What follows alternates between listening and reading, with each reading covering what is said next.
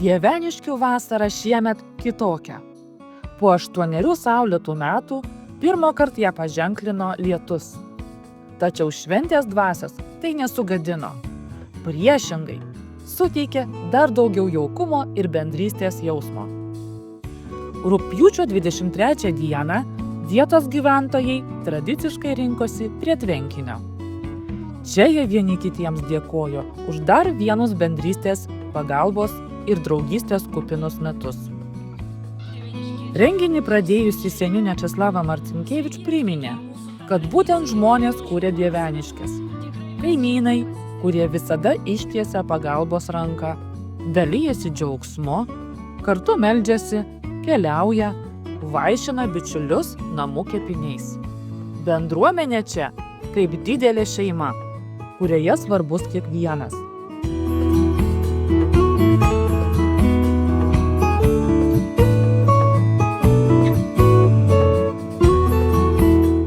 Šventėje apsilankė ir garbingi svečiai. Šalčininkų rajono vicemeras Valdemaras Vyževskis, klebonas Renatas Švenčionis, svečiai iš Lenkijos.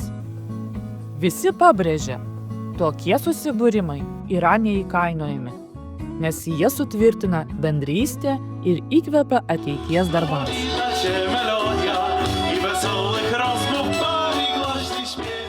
Linksmybių netruko ir scenoje. Publika audrino šmaikšti kapelė Kavalierų Podvilinski. Kiek buvo svaigulio!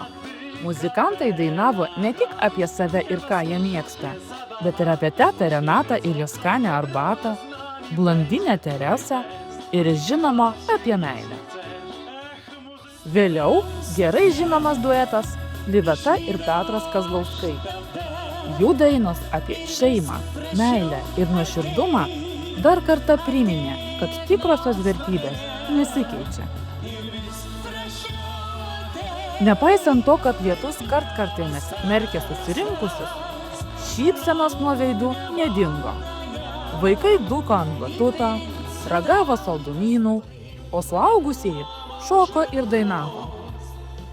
Dieveniškių šventė vėl tapo vieta, kur visi jaučiasi savi, kur gyvena tikroji bendruomenės šiluma.